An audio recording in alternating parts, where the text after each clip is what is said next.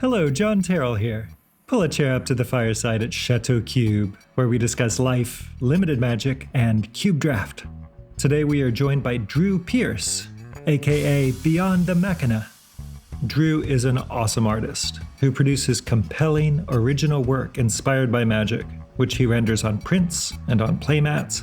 He also collaborates with the company Alter Sleeves to realize his vision on printed card sleeves that transform the look of cards in non-destructive ways.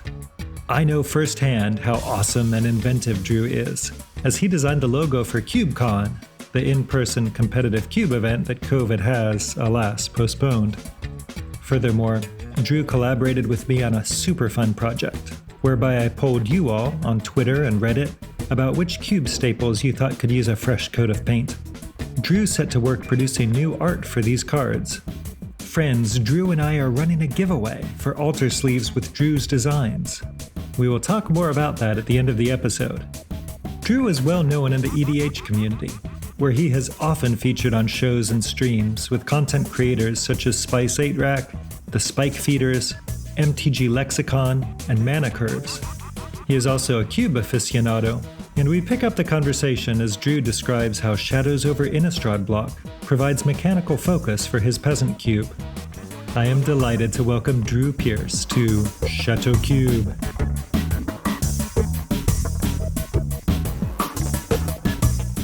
I really enjoyed Shadows in Innistrad draft. I loved the madness mechanic, and so I just kind of dwelled on that for a while until I had to figure out a way to like clean up my magic collection or get rid of it. So I'm like, I'll just use all my madness cards for something, and then I realized these have no place in any format.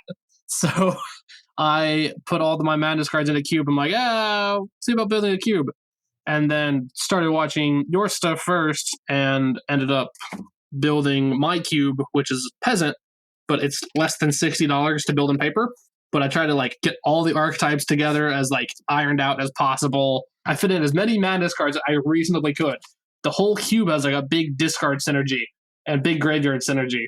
Yeah, Madness is a super cool mechanic, and that seems like an awesome mechanic to build around because, as you're suggesting, it has outs to all these other different things that care about the graveyard.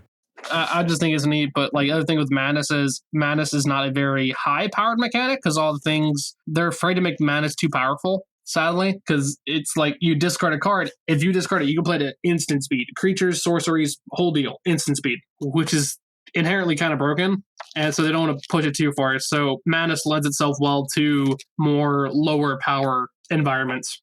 The Madness cards often aren't super pushed. In fact, some of them, as I recall, don't give you any discount at all in terms of mana cost, but they figure you're getting enough of a good deal when you're getting to discard a card but still cast it. Like that's enough of a bonus that they don't have to give you a break on the mana.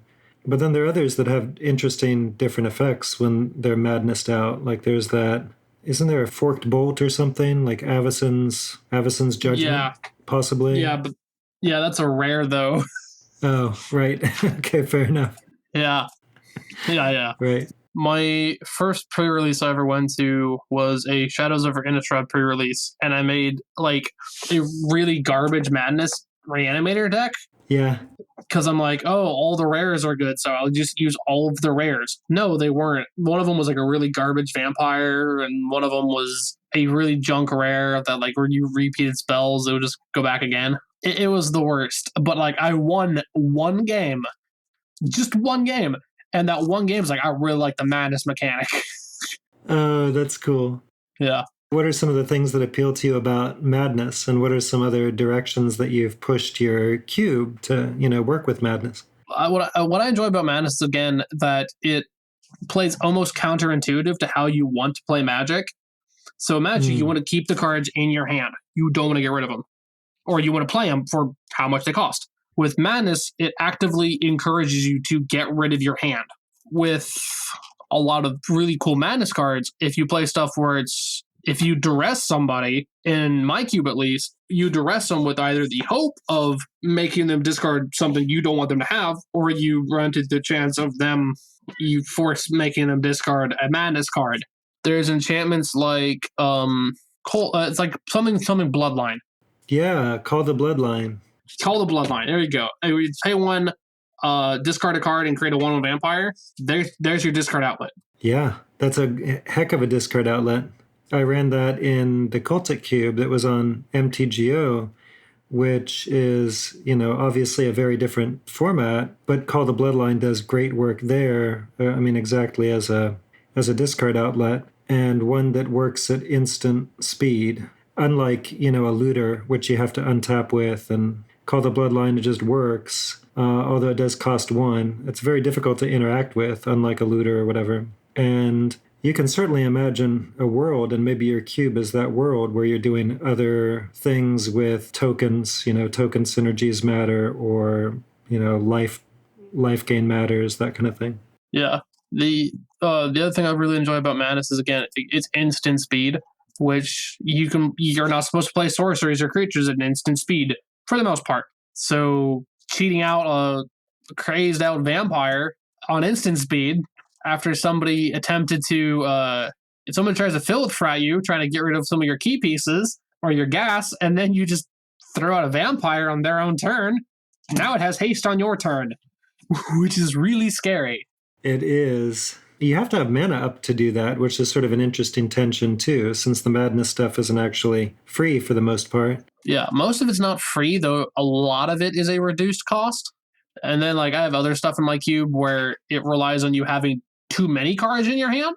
So, the blue-green archetype in mine is very similar to the Rootwalla type threshold thing. That was a big standard deck. You can draw too many cards, and then on your cleanup step, play Basking Rootwalla, and there you go, it's a beater. Part of me wants to keep it the way it is, albeit maybe take out some subpar cards and put in some other ones. Maybe adjust it or tune it a little bit differently, add more reanimator or shift some of the reanimation stuff, because there is a good amount of reanimation in it.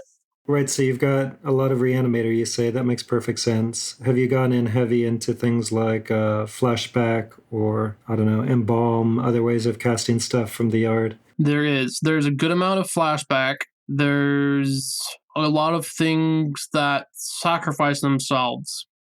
Oh, you got Peace Strider and then Pierce Strider. That I had a double take there. I thought it was the same thing for a second, but of course it's the pair of them. Some of those I plan to have a cycle of, just because I'm I want to build my own set. That would be a thing that'd be in a set.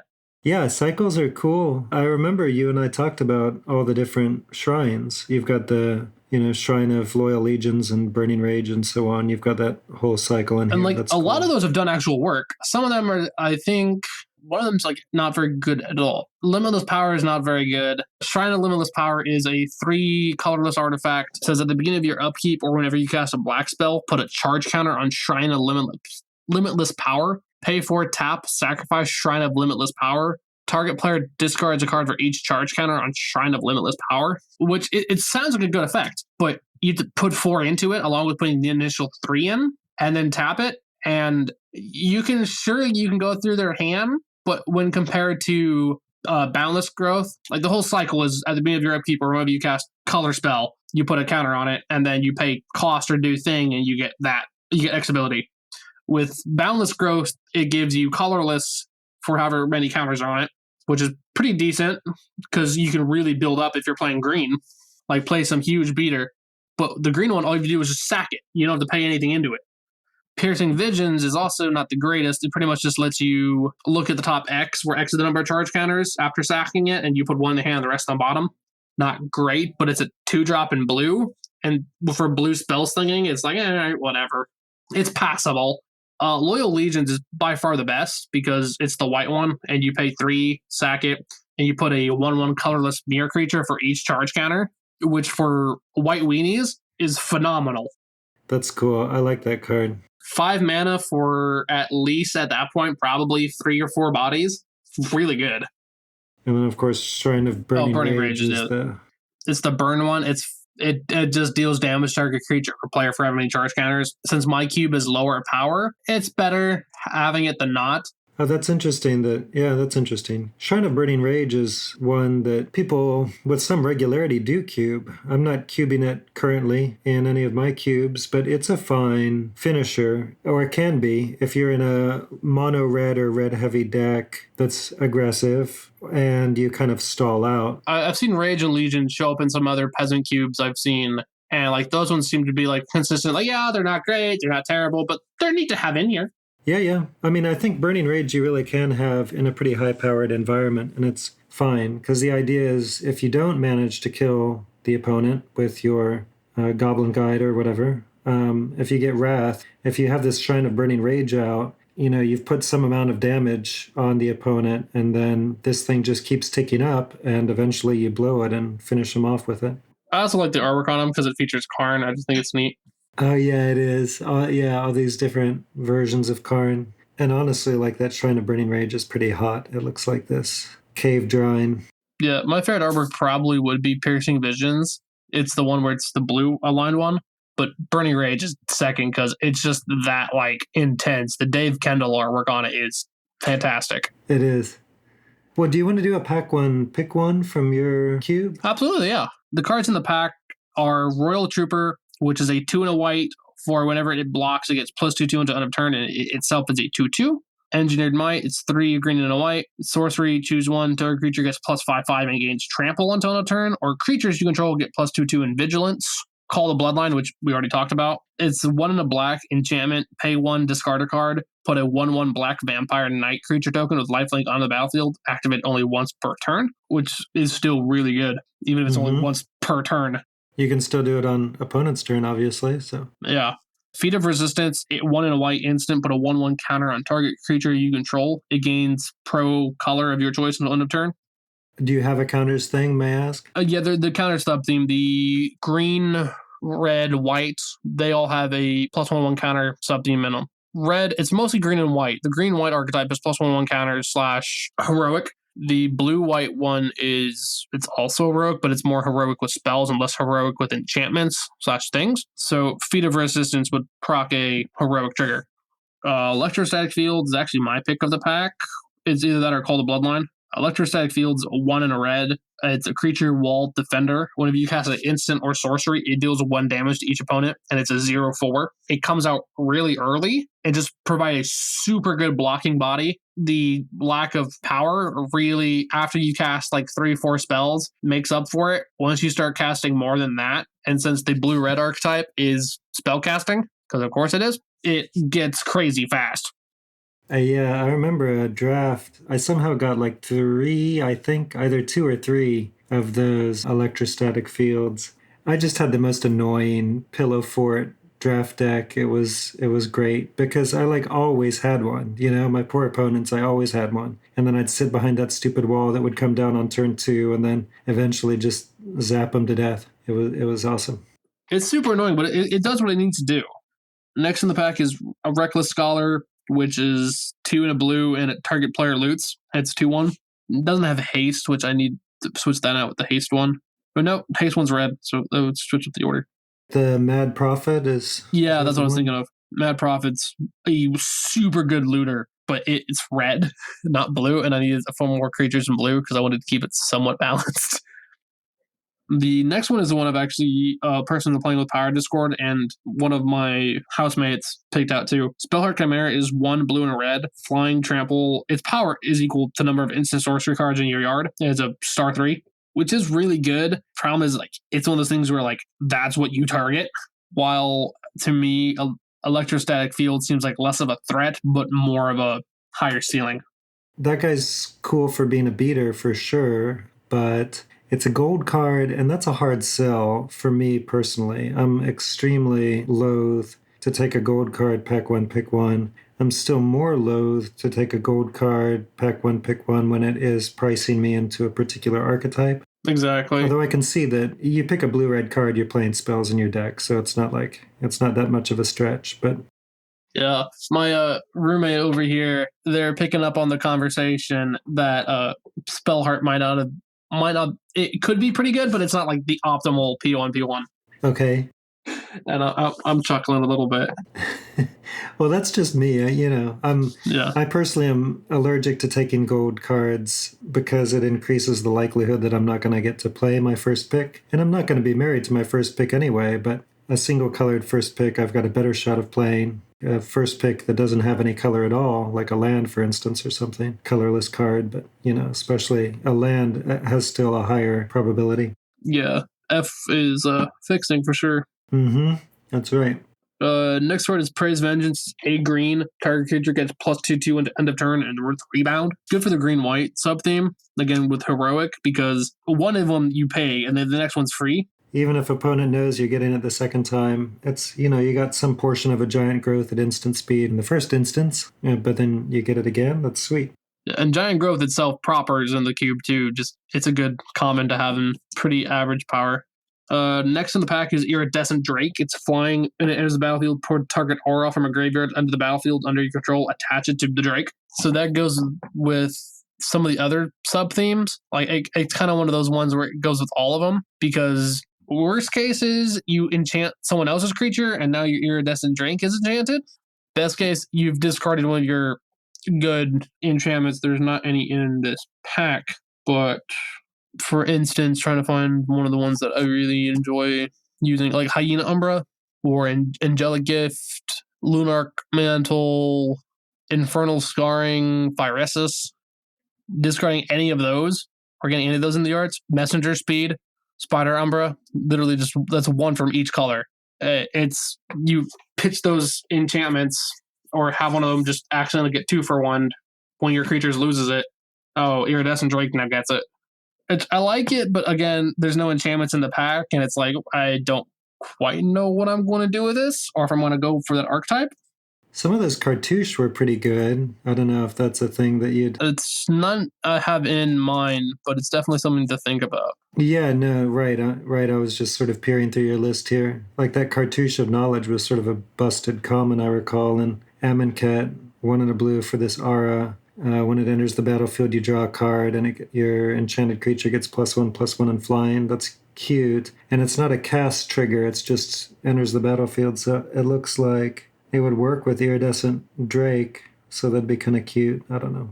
Oh, but it attaches to him. Yeah, so he doesn't need like flying. Yeah, that's the weird thing. But I mean, the other thing is worst case with the Drake is it's a 2/2 for flying for 4, which isn't great, but not terrible. Yeah, I can see that being cute with you've got this whole, madness, self-discard kind of thing, so that I see that makes perfect sense. Are there other aura synergies, or is there an enchantress kind of thing? There is an enchantress thing in the green-white. I made my cube so that it didn't have a whole lot of like very obvious, oh, that's a bomb kind of card. This more for like the general gameplay. But green you have a Maya Enchantress, which gets +1/1 for each enchantment on the battlefield. And then white makes an Enchantress. Whenever you cast an enchantment, draw a card. Core Spirit Dancer is a rare, possibly, right? Like, she doesn't work. What else, though? There's that Aura Narlid. That guy, he was maybe an uncommon. He's some other, like, guy who cares about auras. And, like, a lot of the Enchantresses have been printed at lower rarities. Though I think once I build that cube where I focus on putting all the sagas in, or making it just very, like, enchantment-centric, without it being like Theros, where like the original Theros block and Theros Beyond Death was almost like enchantment shoehorned. It's like, oh, everything's an enchantment, and there's a bunch of enchantment synergies, but like none of them really felt, at least to me, they didn't feel that fun.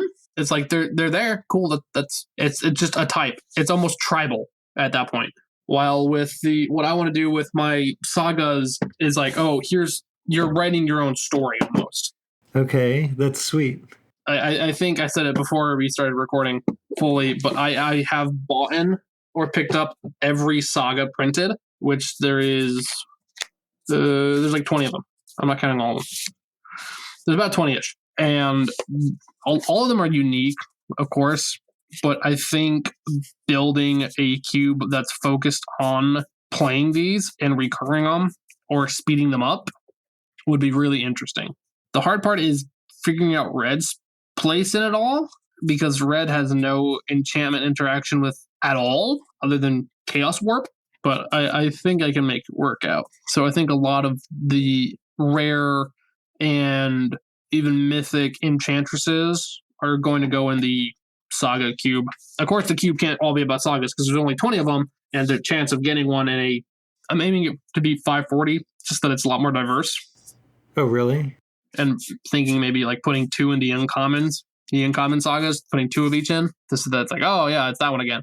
Yeah, that's a great idea. So you could double up on sagas. You could also, if you were willing to go to this effort, you could seed packs, like when you're composing packs. Yeah, so that each pack gets a saga. Yeah.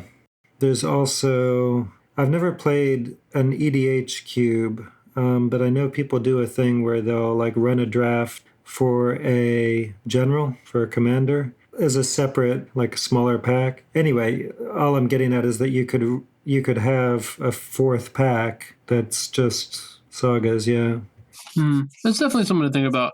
Yeah, it's a fun thought exercise. Also, you may recall Richard Garfield worked on Dominaria, and he was the guy who created sagas. And we have access to some of his very early drafts of sagas, which were a little bit different. Anyway, if you were willing to play with not real magic cards in your cube as well, you could look up Garfield's designs and shove those in, and maybe play with designing your own sagas. Definitely, yeah. Making my own cards and making my own cube with like fully custom cards is something like I've thought about doing, but it's a lot of work. It is, yeah. And like I have some mechanics I drafted up a while ago, and some of them are actually like, oh, that's actually an interesting mechanic. And the other ones are like, I have no idea how I'd make that work in paper. Oh yeah, I forgot about the rest of the pack. Yeah, we're still in the pack. All right, we did Iridescent Drake, Aviation Pioneer. It's a 2 for a blue. It creates a 1/1 flying Thopter, and it itself is a 1/2. It's good for like it's a good curve creature. Strong Arm Monk is 4 and a white. It's whenever you cast a non-creature spell, that's back to that spell casting sub-theme. Creature you control get +1/1 till end of turn. It itself is a 3/3, which is pretty decent. It's a pretty good finisher if you can really get it off. And it pairs well with the Boros sub-theme, which is like anthems and battle effects. Because, I mean, what else is Boros supposed to be, unfortunately? So if you have a lot of the creatures that have combat effects, so like Cheering Fanatic, when it attacks, choose a card, name spells with the chosen name, cost 1 less. Borderland Marauder, when it attacks, it gets +2/0 on turn. Anger, that's another good one where you want to discard it instead of keeping it in your hand. Battle Rattle Shaman. That's one of those wordplays. It's Battle Rattle. Looking at you, don't say Battle Rattle. It's a tongue twister. Yeah, Goblin Berserker, the whole deal. Where it's combat focused, and Strong Arm Monk is a good finisher, end of curve, where you play, say, like a Rush of Adrenaline, giving a thing 2/1 and trample. Whoa, now all your stuff gets +1/1. Something that was kind of scary is now very scary, and then it just escalates. That's true, and it's great with go wide strategies, obviously. Next is Diminish. It's a blue instant. Target creature has base power and toughness 1/1 until end of turn. It's one if it wheeled around, I'd pick it up because it's good for the spellcasting synergy. Warflare is 2 red-white. Creature control get +2/1 until end of turn. Untap those creatures. There's like one of the finishing spells for the Boros archetype. Yeah, that was a nasty card in Cons or wherever that. Oh yeah, Cons limited. Warflare was insane. Lumberknot, hexproof, 2 green. Whenever a creature dies, put a 1/1 counter on Lumberknot. That'd be my other pick one, if not Electrostatic Field, because it's a 1/1 trample for 4, which is not good. But if you're playing in the black-green archetype, or if you're playing black-green or green-red, even green-blue, there's going to be a lot of like token synergies or small body synergies where sometimes it's more beneficial to kill them off than to keep them around. Do you have self-sacrifice effects? Yeah. Aristocrats type effects? Yeah. There's Indulgent Aristocrat, Sanitarium Skeleton, or Skeleton wants you to kill it.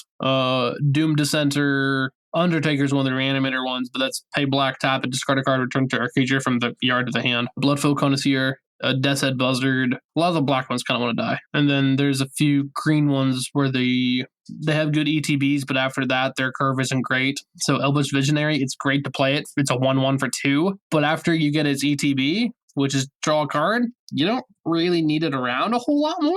Yeah, you don't much care about it, right? Yeah, it's like, it's better having you not here than here. Same thing with Generous Stray, which is 2 and a green for a 1/2 with enter the battlefield, draw a card.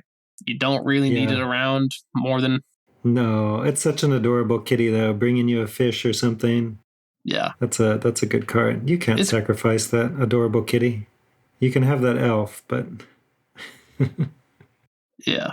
But, so, Lumberknot, I feel like, at least in my cube... Oh, there's also a lot of white ones that kill themselves, too. So, like, Martyr of Dusk, Tragic Poet, Martyr of Sands, and Doom Dissenter. Those are ones, like, just, like, right off the top. Those are ones where, like, their goal is to die. Mm-hmm. Yeah, Doom Traveler and... So if you're playing Golgari splash white or Orzhov splash green, then you're in a good spot. And you can make tokens in white pretty easily, obviously, with like Attendant Knight, I see, and Sergeant at Arms. Mm-hmm. Yeah. And then finally in the pack was Radiant. Radiant Lightning was 3 in a red. It deals 3 damage to target player and 1 damage to each creature that player controls. It's probably, in my opinion, probably the worst card of the pack. Because, like, it's way high up on the curve. A Strong Arm Monk is high up on the curve, but, like, immediately does something. While Radiant Lightning, it does, but it's just a bolt for a lot. And the 1 damage to all your opponent's creatures is good, but since that's more of a late game play, a lot of their 1/1s might not be around anymore. It's still good to have, especially for the Boros archetype, or even for the Rakdos archetype. And it's just like, all right, I'll play it, but, like, I wouldn't pick it first. No. It's nice that it's a one-sided effect, one-sided pyroclasm type thing, but it's expensive, like you say. 1 damage isn't a ton. I mean, if I would guess, it would be sort of a sideboard card, or I'd playing your cube in the dark. I'd start it in the side. Yeah, definitely. Yeah, but that's the pack would pick one.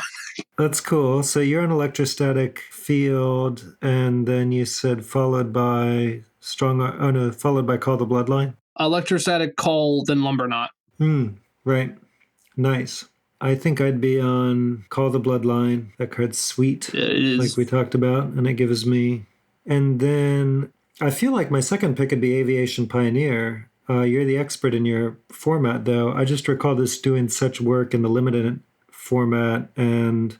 No, it's definitely good in mine. I just love the value of getting 2 bodies for the one thing. One of them has wings. That's sweet. And then I think I'd probably take Lumberknot like you as well. That seems really good. And I recall that doing such good work in Innistrad or Dark Ascension or wherever it was. That was a sweet card. And then go into some kind of green-black aristocrats and Graveyard Matters thing. That'd be awesome. And having hexproof is just big game. Yeah, absolutely. That's the other big thing about it is the hexproof is phenomenal. And I got to figure I'm not walking into many wraths in the format, so... No, there's no wraths in here. Yeah, hexproof is particularly good then. I mean, gives him a lot of protection. Closest thing I have to a wrath in the entire cube is Pestilence. That's the closest thing I have to a wrath. That's an annoying card. It's a very annoying card. Yeah. That's the one thing that's like why Radiant Lightning is in there in the get-go is because it does the Pestilence type effect. Not as well, but it does. It does. That's true.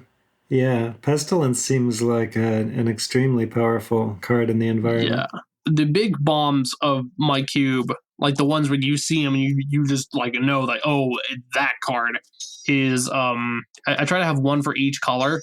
For white, it's Pacifism, because even though Prison Term is in there too, Pacifism is just a way better mana cost. And since my whole thing is a little bit more combat centric, to just be able to shut down something unconditionally, kind of nutty. How many creatures would you say have activated abilities whereby Prison Term is useful in that way? About a fourth of the creatures in the cube have activated abilities. So enough for it to be effective, enough for it to be very effective in the right scenarios. So, how do you navigate the possibility of board stalls in a format that doesn't have access to traditional wraths and that's looking to things like Pestilence or Radiant Lightning or whatever to have similar effects to that? That's the biggest problem I noticed in mine is that occasionally there are really nasty board stalls. The best way to beat out a board stall just beats. You've got a lot of combat-centric spells and abilities and surprises. You've got ways of breaking through board stalls, doing things unexpected that are going to put the opponent in a disadvantageous position. The blue bombs, there are two of them just because like they both don't do a lot, but they do enough, is Ponder and Treasure Cruise, both of which are just ludicrous draw spells.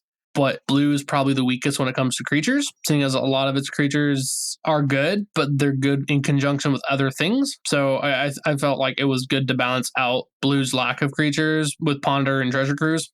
And what you've done, I mean, I see that you have far fewer creatures in blue than in some of the other colors, but that makes perfect sense to me. I do the same thing. Blue's strength is in its spells, and you're actively supporting this blue spells thing, especially blue-red, but also elsewhere, so... Black is Pestilence, though I've heard and have seen that Chupacabra is a lot more powerful than I anticipated it to be. Okay, interesting. I might have to readjust blue a little bit so that might have to adjust blue or white so that they have like 2 bombs per color, more or less. Because Pestilence is crazy. Yeah. And then Chupacabra just knocks out a body. Reds are Anger and Young Pyromancer. Because Young Pyro is just consistent value. You play an instant sorcery, you get a body. Play an instant sorcery, you get a body. Yeah. And if you get 2 bodies out, you've already gotten your value back. I pause for a moment to express support for transgender rights. I am heartened by the increasing visibility of trans friends in the Magic community, and by the ways in which Wizards is grappling with its responsibility in representing trans people. I want to recognize 2 charitable institutions that are doing important work. The National Center for Transgender Equality promotes progressive legislation and educates trans people about their rights. The Trevor Project offers free crisis intervention and counseling for trans youth. A study from early 2020 found that 40% of LGBTQ respondents between the ages of 13 and 24 had seriously considered committing suicide in the preceding 12 months. And that number was over 50% for trans and non-binary youth in particular. An easy thing we can all do is to normalize declaration of our personal pronouns and to respect the pronouns of others. That study found that trans people who reported that their pronouns were respected by most people in their lives attempted suicide at half the rate of those who are misgendered. Hi, I'm John, and I go by he and him, and I am donating all of my Google ad revenues since my last podcast to the aforementioned charities.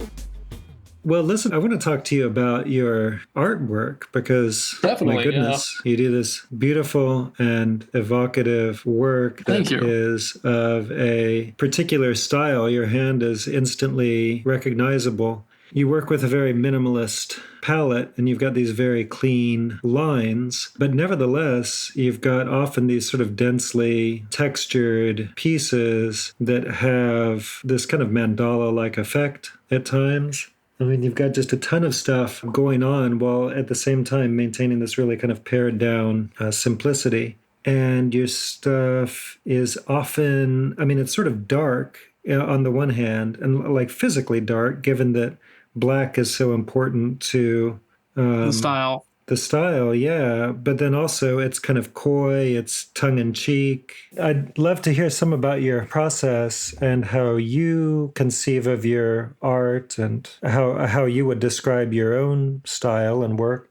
I used to describe my style as more minimalistic, but I end up just having fun with it, so I end up adding a lot more details so that in like general terms, it's outside the bounds of minimalistic at that point, because at that point, it's not very minimal. Probably my 2 biggest money makers at this point when it comes to like the artwork that's made me the most, it would be my Gitrog monster, which is just this fat little frog, and then like the shadow of it is this giant like hulking SCP like monster, secure, contain, protect type of thing, which it is more minimalistic in nature because it's a white floor, black background, And like there's some detail in it, but most of it is just this very clear and present idea.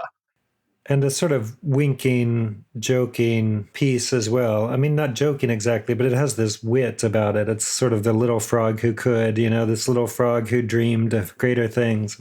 A big inspiration behind it, if you're familiar with like VHS cases, is the DVD and VHS case of Gremlins, which is almost exactly the same pose. Mogwai from Gremlins, the little fuzzy cute thing, and then behind it is just the shadow of a monster. It's very like on the nose, but I really enjoy it. And like a big inspiration for that was like the SCP Foundation and Gremlins, and the idea that like, especially on the planet Innistrad at the time when like the Gitrog monster was a thing, it started off as just a toad, and then just through the magic of Emrakul and like the magic of the bog, it became this like hulking beast. My other minimalistic one is it's a meme one I made where it's the did you know a player can concede the game at any time, and it shows like a salt shaker tipped on its side. Again, it literally gets right to the point of it. It's just a salt shaker on a white background on a white floor with a little bit of complicated shading, a little bit of extra detail in the salt shaker. It's salt shaker shaded, but it's all really just two colors and a phrase implying this very minimalistic idea of being salty. Yeah. Right. That's cool. So that's one that was destined to be a playmat, right? Like that was sort of what you were designing that thing for. Yeah, that's cool. And then the Gitrog monster, you were designing, I guess, as an altar, or maybe I don't know what. So what was the? Gitrog's original art was for a proxy I made for some friends of mine at the CDH Nexus as like a thing for them to like give away. I cannot legally sell proxies, and so I made that into a proxy for him. And the proxy looks phenomenal. It's probably one of my own favorite proxies. And then they liked it so much, they're like, hey, have you tried making this into a playmat? I'm like, well, it's not really the right dimensions to make it into a playmat. So I just stretched out the side of it. Yeah, that must be a difficult thing. I hadn't even thought about that. But playmats are this horizontal landscape format, and Magic cards are this portrait format. So yeah, it must be hard to translate the one to the other. A lot of the playmats I make to be playmats, but recently, because I've been making so many altars and proxies as well, I've had to like find a middle ground. Sometimes it works out better than others. What attracts you to the black and white palette, this exceptionally pared down palette? I know that you work sometimes in other colors. Like I've seen you've done work on forests where you do, in fact, have greens and so on. I think that's true, right? Or it was a verdant catacombs or something. Yeah, I made a verdant catacombs for my friend Nathan. But of course, typically your signature is working in this very stark black and white where the image is largely overtaken by the one or the other. Really, I work in black and white more because I like working in color, though I know most of the time, or at least with the ones I've published, they're strong and I'm proud of them. But a lot of the time, I'm not great with colored work. You're great with the CubeCon logo, and it's colored. It's very few colors, though. And not gonna lie, I was panicking a little bit to try to get just the right palette for the colors for that too. Yeah, well, that's great. Turned out wonderfully, and we've gotten lots of compliments on it. The root of the conversation is I usually do black and white because usually when it comes to coloring things, actually coloring, I'm not like logo design where they're like, here's a color scheme we want to stick to. Get there. When it comes to me on my own volition, me being my own boss on coloring things, I am 80% of the time terrible at it. And like it turns out weird, and even like the ones that I have publicly posted, I have digitally edited so that they're what I want them to look like and not what they actually look like. Oh, that's cool. Well, I mean, you're mixing media. That makes sense. The only colored artworks I have that look like the digital ones are the Revel and Riches one. Even the digital one looks more muted. It looks more like a haze, while the painted one, the actual painting, looks a lot more it looks a lot more comical. I mean, the actual artwork looks more comical. The Revel and Spice one is what it's called on Inked Gaming. It has a sort of a haze to it, and all the colors are a lot more muted, making it almost dreamlike. And like that's all editing. That's not me. It is me, but it's me using Photoshop skills and not paper skills. And then the other one is Verdant Catacomb, which looks almost exactly like the hand drawing, only a little bit brighter. Yeah, I wonder if you might talk about the process a little bit. So you work on paper first. What sort of medium do you use? And then where do you go from there as you digitize and work in Photoshop and that kind of thing? My main medium usually is ink, pencil and paper, and then I get an outline of what I want to do, and then I ink it, and then call it a picture, and then digitize it. So it's ink and paper at its core. Recently, in a few of mine, I've used black 3.0 paint. So the blackest paint you can publicly buy. Yeah, the Stuart Simple project. Yeah, that's cool. I'm very proud of my bottle of 3.0, and I have a bottle of 2.0. I haven't used as much, but have that too. Ink is a little bit easier to control just because I have more practice with it. Though I like the physical look of 3.0 a lot. Helm of the Host is done in 3.0, or high octane helm is what it's called in gaming. That's done in 3.0. Mana Vault is done in 3.0. And then part of my Enslaved Mind artwork was done in 3.0.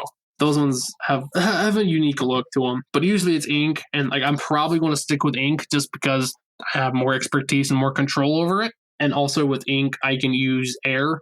So like if I wanted to go like a very unnatural, it'd be more natural if it went that way. I had to get like a little straw and like blow a hole through it, or just blow air through it. Oh, interesting. So for my consulting with Demons artwork, that's some of what I did. Done a lot of consultation. For my Gaia's Cradle, I did some of that too. For the Soul Ring or Ring of a Thousand Suns, I did something similar where I used the end tip of a broken pen. So that's a little bit harder to do with paint. And with black and white, a lot of times when I make a mistake, so when it comes to proportions or when it comes to shading or when it comes to like dimensions, if I'm making a black and white, if I mess something up, either I make the rest of it black or I make it look surreal. And oh look, it's done. It's not like, oh wow, now it all looks weird because of one wrong angle. It's like, oh no, it's just a style choice at that point. Only happy accidents is what Bob Ross tells us. Yeah. So I know with Cranko, my Cranko artwork, Mob Boss. So originally I had him looking forward, so looking downward in that direction, giving it a sense of motion. But I messed up part of his eye, and I messed up his helmet. So I ended up just like readjusting it and readjusting his cape a little bit and adding more shadows so that his eye is looking backwards while the rest of his goblins are charging forward. Ended up making a different effect. Yeah, it's super cool because it looks like he's sort of looking back at the viewer while his boys are charging forward. And so he's got this kind of devious look to him, and he's making a connection with me as a viewer, it feels like, while all this madness is going on. Yeah, it's by far one of my favorites. Yeah, it's super cool. I love all my artworks, but like the ones where like I really get to be, I want to say playfully sinister with them are my favorites. Alesha is another one where like I'm not great at drawing people. I'm terrible at figure drawing. But with her, I could hide a lot of her proportions in her cape. A lot of her soldiers I could hide in the background or as arms and like distorted arms hidden in the rubble. I'm not great with distancing either. So, I can just make lines in the background and smoke and like change the sizes of things. And look, now it has dimension when really it's just me like, I don't know how I'm going to do this, so I'm just going to hide it and say I did it right. Oh, yeah. Yeah, well, it's a super cool effect. I love the little pointillistic dots that comprise the smoke. You've got this really cool layered effect where you've got the figures at different distances, the pennants at different distances, and also the ground itself. You know, you've got these sort of clearly defined layers of the ground. And Alesha's one of my most personal ones, too, because I actually had a human model for it. So I have a very good friend of mine, trans friend in France, who holds Alesha in very high regard, because Alesha is the first canonically trans character in Magic the Gathering. So that person means a lot to me. And then my best friend of 12 years, she was living with me for a while until she went back to her parents. She's trans as well. And for her to know that there is a trans character in Magic the Gathering, this game that like is so marketed towards a very specific, like rich, white, straight demographic, that there is a very adamant trans character means a lot to my friend in France, means a lot to my best friend, and means a lot to a bunch of other people that all really identify with this character. And me drawing it, making it not look like, oh, look, it's this stereotype, making it look like this like playfully devious warrior with this giant sword who just cut through hordes of bodies with flames in the background. It's cool. And a lot of the comments and stories I've heard from my best friend, my friend in France, and some of the other people that really identified with it's one of my favorites. Yeah, it is. It's super cool for sure. And then Paradox Engine's also another one that is one of my favorites, just because like I got to get weird with it, because there's an actual paradox in Paradox Engine. Okay, let me find the Paradox Engine one. Which one is this? Oh, is it the Escher-esque sort of stairs thing? Yeah. Oh, cool. Exactly. And that one's one of these things where it says Paradox Engine. What do you mean? Which one is the Paradox? Oh, that's that one. That must be that one, yeah. That one doesn't have much of a personal story about it as much as it was just me, like, how can I get really, like, quirky with this within the bounds of my own artwork? So I'm like, oh, I'll put an actual paradox in Paradox Engine. And then when I was drawing it, I just was like listening to / watching a lot more. All of my artwork, whenever I make them, I listen to a lot of music or watch a lot of media that kind of gives me the same sort of like idea or energy of what I'm making. So for Alessia, it was a lot of heavy metal. For Alessia, it was a lot of like power anthems, but not like cheesy ones, but like The Trooper by Iron Maiden type of thing. Forward, fighting, ferocious. With Krenko Mob Boss, I was watching Who Framed Roger Rabbit. And then was listening to a lot of like songs that were about stories. Some of them like weren't even connected at all, but like since Krenko's a mob boss, he kind of has that sort of like 1930s detective vibe, the old pulp comics type of thing. So I watched Pulp Fiction, but then I was also listening to like The Submariner's Revenge by the Decemberists. So with Paradox Engine, I was listening to a lot of Tool because a lot of their songs go off of like very strict mathematical patterns. Huh. And then at the tail end of the Paradox Engine one, I was watching a very, very weird movie from the 80s called The Adventures of Mark Twain. Okay. I'm not familiar with that. It's very weird, but I love it. But Mark Twain wrote about a lot of, not paradoxes per se, but like social and mental conundrums. It just really helped inspire Paradox Engine. So looking at them, I can tell you like the songs and the movies I watched while making them. Yeah. Oh, that's cool. You've got a kind of a synesthetic experience that you channel then, where you're translating music into image or using it as an inspiration. I appreciate the politics of your pieces. The Alessia is, I can feel how sort of personal the image is as I look at it, but personal in a way that doesn't come off as incredibly, I don't know, sentimental or something, but rather, it's channeling this badassery that you were describing. That's super cool. Some other personal ones that like, just like ones that like really like put myself into that like I'm proud of and like really represent a part of me. Like a lot of them do, just because like they're all my artworks. And like Transformative Pondering, my friend Ramona helped me make that. She's my best friend the past few years. And like in it, I hid some symbolism, but I had her sitting there with me, telling me about like some of the thoughts she had of how like she's not quite comfortable in herself. So I try to make an artwork that kind of fit that one. The Young Pyromaniac or Young Pyromancer, I was just like, I wanted to do something outside the box. So I read like a bunch of Calvin and Hobbes, which is my favorite comic series of all time. And like looking at the Pyromancer, it looks a little bit like Calvin.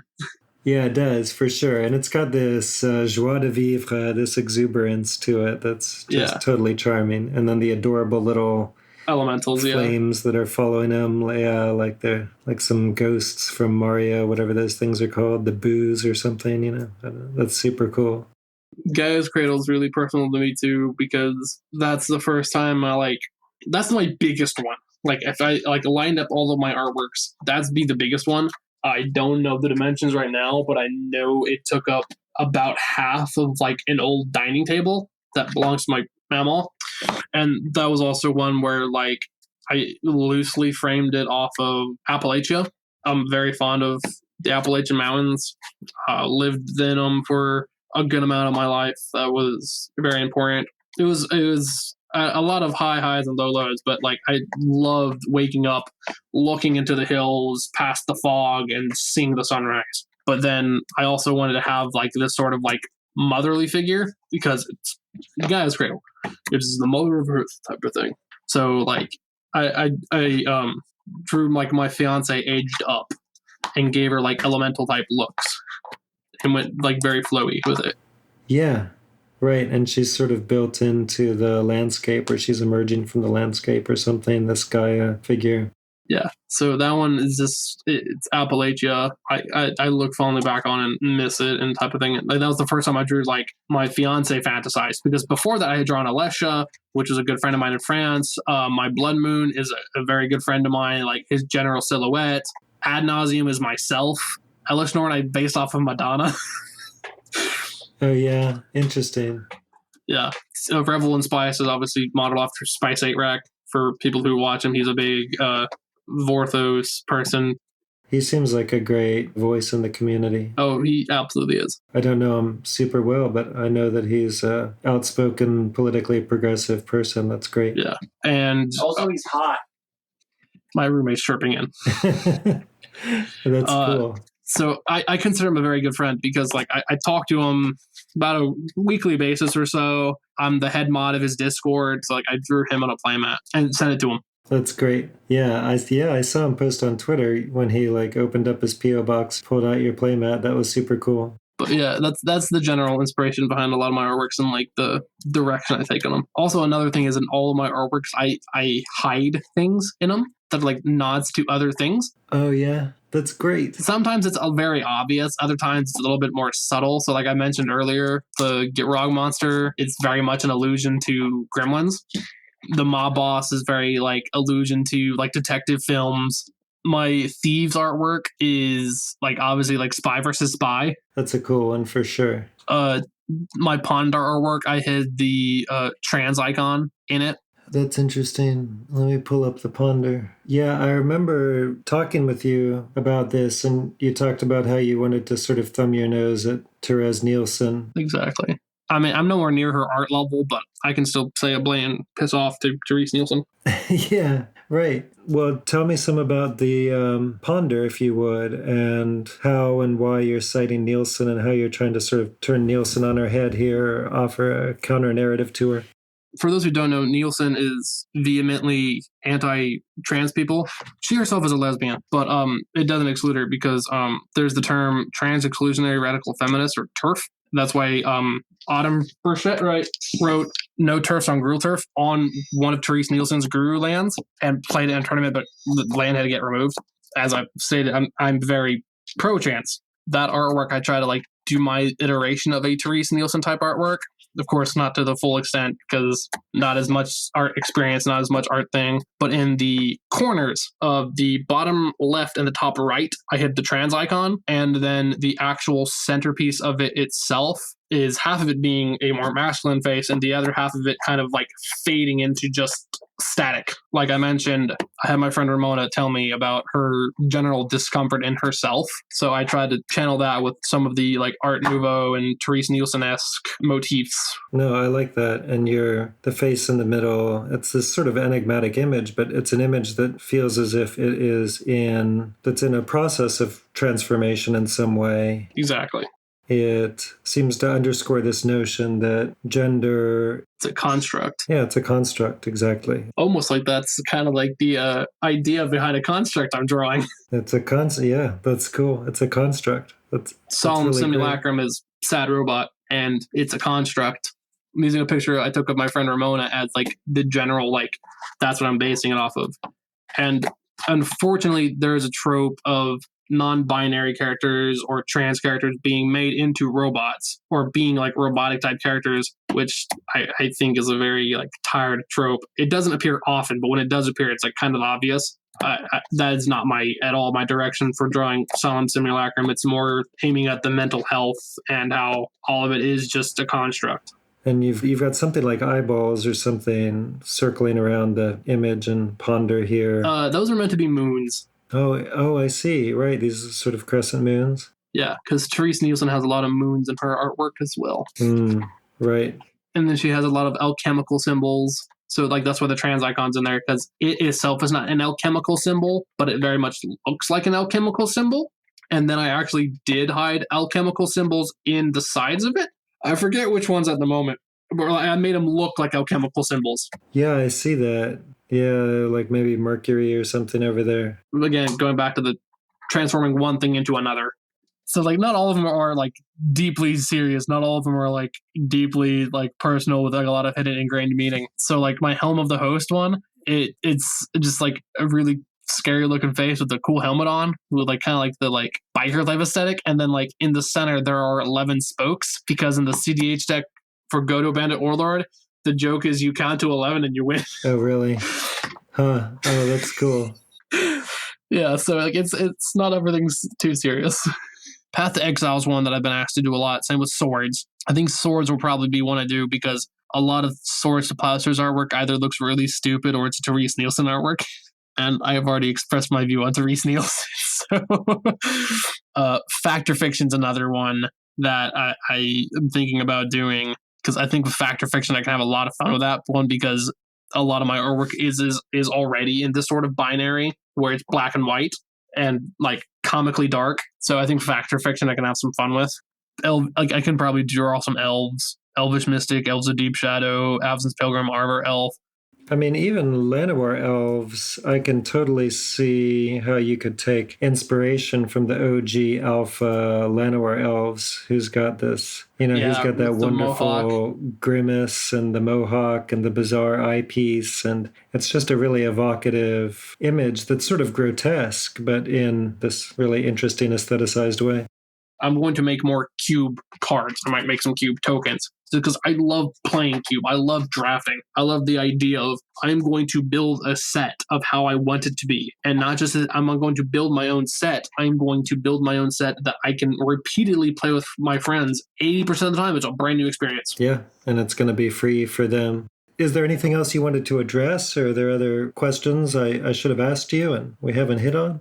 The pros and cons of podcast is like the pros and cons of it. I go off on tangents, then everybody else goes off on tangents. So I completely forgot what the root of it was. Well, right. No, but that's good.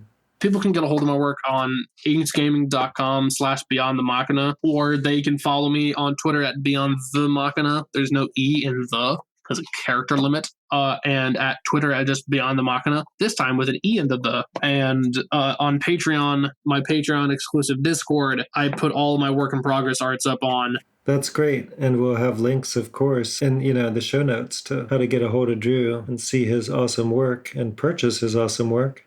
I use sometimes on podcasts or streams, I have a bad habit of getting way overly distracted. I've been pretty distracted this podcast, but like that's just me. I go off on like a tangent and then like I have to try to find where I came from. Right. Yeah, I understand that. I think this one went really well, and I'm immensely appreciative, and I had a blast. Well, I had a blast as well. This has been really great. So thank you so much for taking the time to do this. I really appreciate it, Drew. Yeah, definitely. Thank you. A word about the giveaway. 3 lucky winners will each receive one of Drew's altar sleeves. These are the designs that he made for commonly cubed cards, for which many people voted for new art: Ponder, Young Pyromancer, and Ravenous Chupacabra. Here's how to enter. In the podcast description, please find a link to the contest tweet. Like and retweet that tweet, and follow both Beyond the Machina and Cultic Cube. You may alternatively email me your intent to enter at the address in the video description if you have forsworn Twitter. We will pick 3 winners at random on August 14th, 2020, each of whom will receive one of the 3 designs at random. We will ship internationally. Good luck.